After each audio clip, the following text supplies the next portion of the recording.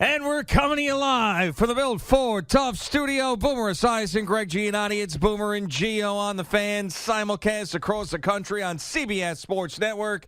And wherever you are on the Odyssey app, good Thursday morning.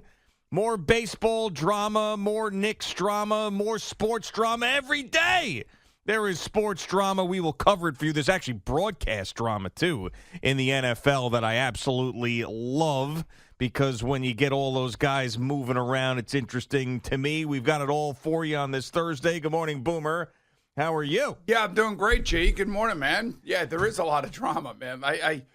From Troy Aikman possibly making $180 million from ESPN. God. Oh, my God. That's got to make you sick. It doesn't make me sick. It makes me happy. But I just wish I was about, 15 years younger. But this is happening now twice.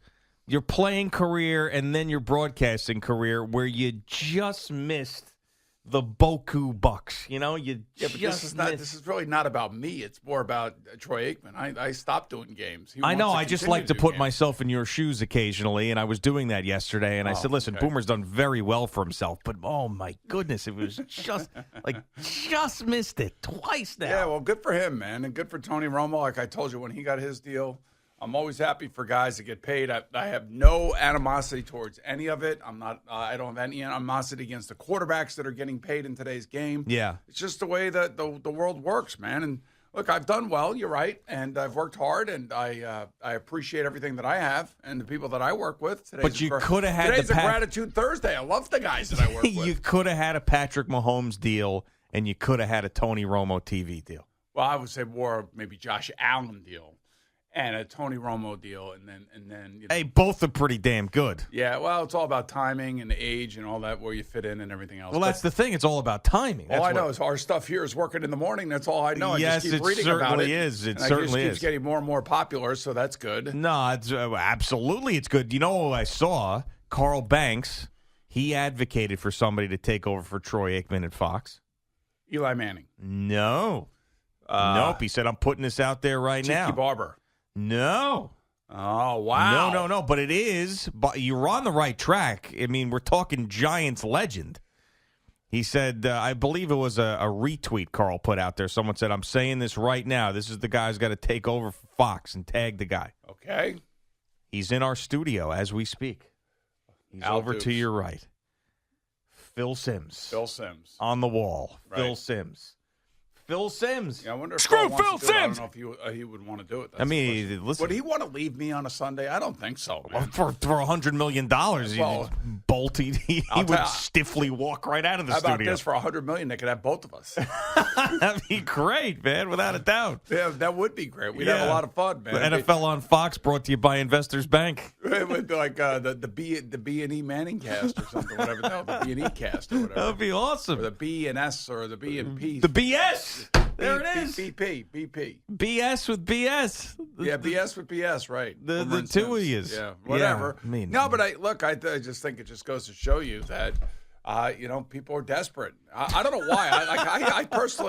I personally thought that Greasy and Riddick and Levy were fine, and they were fine doing their game, especially with ESPN having the Manningcast. Yeah, I don't know why you would spend that much money on Troy Aikman when you're splitting the broadcast as it is, and the Manningcast is somewhat popular, and there's viewers going there as well. But, I mean, I guess... I know one thing. It pays to be a Dallas Cowboy quarterback, that's for sure.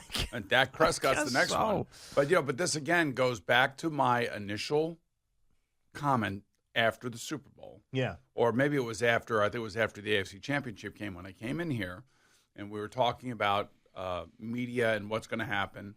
And I basically said right here that John Lynch would be leaving the San Francisco 49ers. Oh, so you think that he could now be the partner for Joe Buck if Troy Aikman indeed leaves for Monday Night Football, which was reported by Andrew Marchand yesterday? Right. So I said that then, and I'll still stick with it. Now, they, of course, ran to John Lynch. People did because they heard what I had said. Mm-hmm.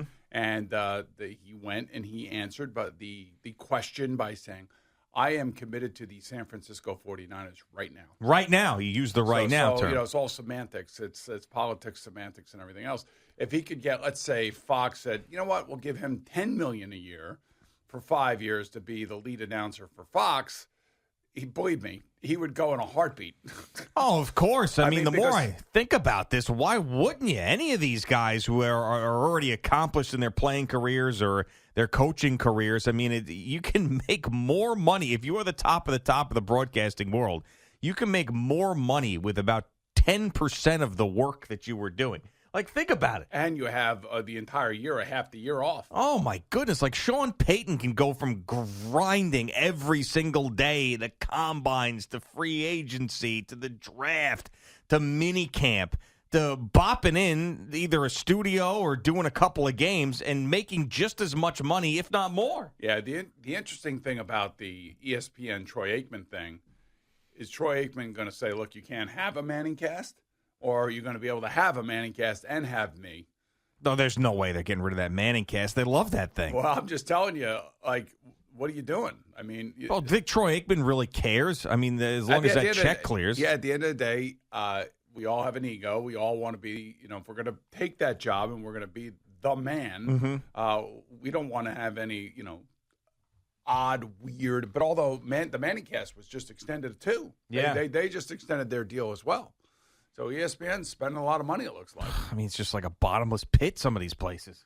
I guess it is. I don't know the finances of it all, especially with the amount of money that it costs for the rights to a lot of these sports that they have been paying. Well, yeah, that's the other part of it.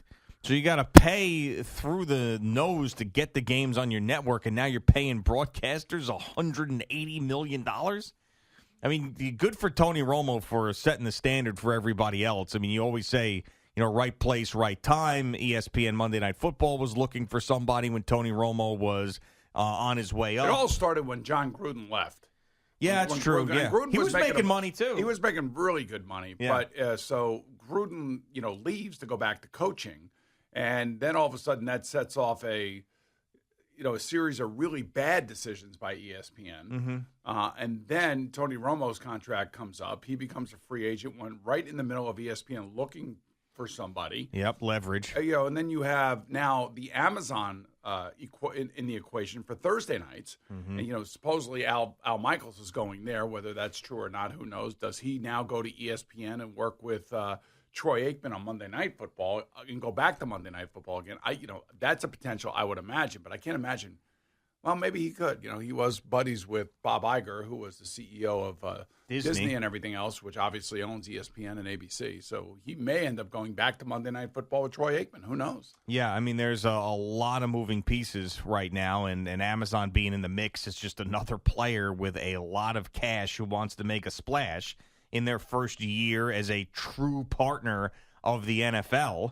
And there's the top end of broadcasters are really going to benefit from this. Now, yeah. Well, he also benefited, too, because I believe he extended his deal with NBC. Yeah. So it's good. Look, man, at the end of the day, for those guys being in the right spot at the right time, doing the right thing, hey, man, you got to be happy for that. Yeah, Joe Buck and Troy Aikman have been great together.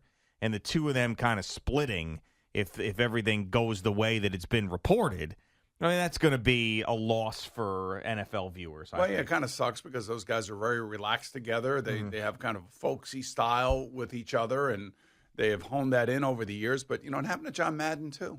Yeah, of course. John Madden worked for pretty much every network. And did, yeah. And it always followed him wherever he went, whoever he worked with, realized that he was the star and let him do what he did, and allowed him to be the personality that everybody really appreciated as a viewer because he was entertaining on top of everything. And I would say, I don't know.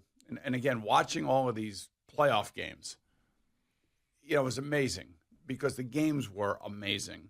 And I think as long as you had a competent announcing crew doing the games, I don't necessarily know that they brought any more viewers to the games. It's the games themselves that ultimately are the story and what people tune into, especially with all of this, gambling money now. But then I understand that the NFL loves to have a big game feel and a top broadcast, and when a network gets a Super Bowl, they want the best of the best broadcasting it.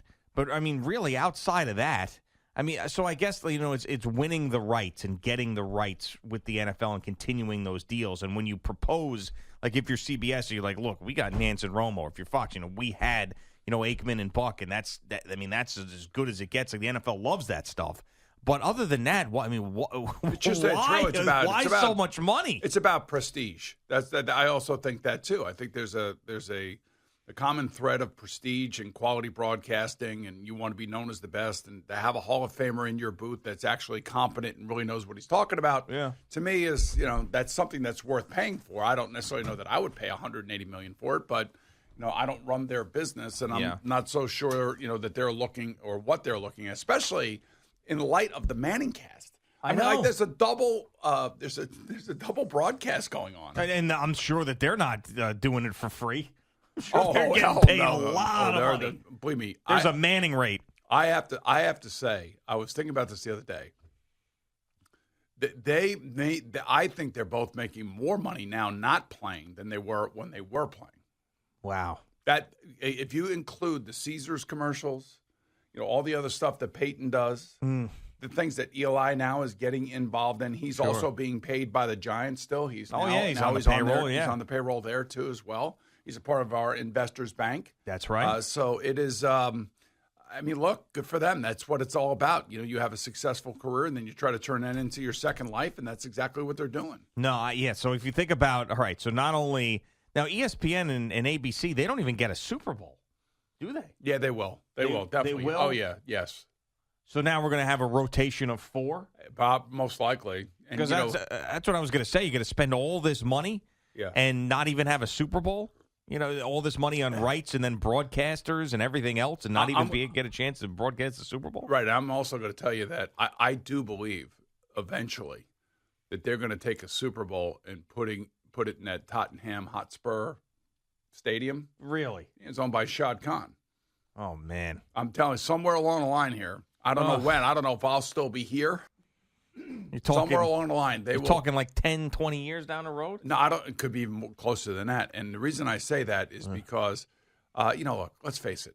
The Super Bowl is a destination place. It's a destination kind of wedding place, if you will. Mm-hmm. But it's more about entertainment. And it's usually, I would say, 70% just kind of your NFL fan that is being, is brought there by their clients. Yeah. Who cares where it is? And here's the thing that would bother me about all of this.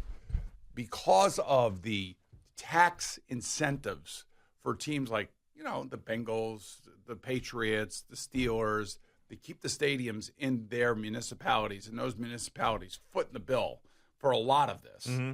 It would really tick me off as an American taxpayer that they were moving the Super Bowl to international soil.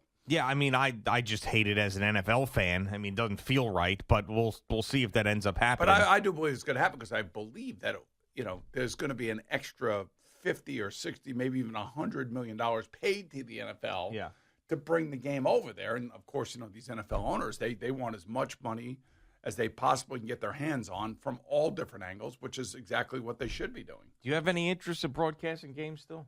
Do I? Yeah. Not really. No. No. Obviously, $180 million changes everybody. Well, like I told my agent last night, $100 million would change my mind pretty quickly. Yeah. No, I was wondering. I could sleep in. You throw. Well, you'd have to continue to do this. Do both? Yeah. Yeah. Okay. Come on. What? No. You did it for years. Hey man, listen. I did 9 game time interviews over the last 2 days. Oh, did you? I'm exhausted. Well, there's going to be 4 new marquee teams, right? 4 new marquee broadcast teams. Let's see. Amazon, Fox, the new ESPN Monday Night Football. And the new NBC. It's probably going to be Tirico and Collinsworth, right? Yeah. I don't know. Did they leave Tirico over in China? That guy was back and forth. He was in California, he was in China, California, back and forth.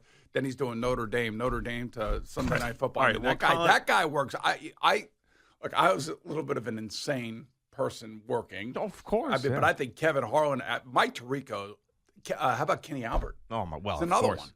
Yeah, I was watching the end of the St. John's game last night. Kevin Kugler was doing that game. Yeah. Did 7 straight college basketball games in different cities. But how great is that for him? I'm sure he loves it. Yeah, absolutely. Oh, but back to you. So, all right, Collinsworth's there, Romo's there. So you're talking about 3 spots, and now Michael's in one, so 2 spots. Yeah. So it's either Fox or ESPN.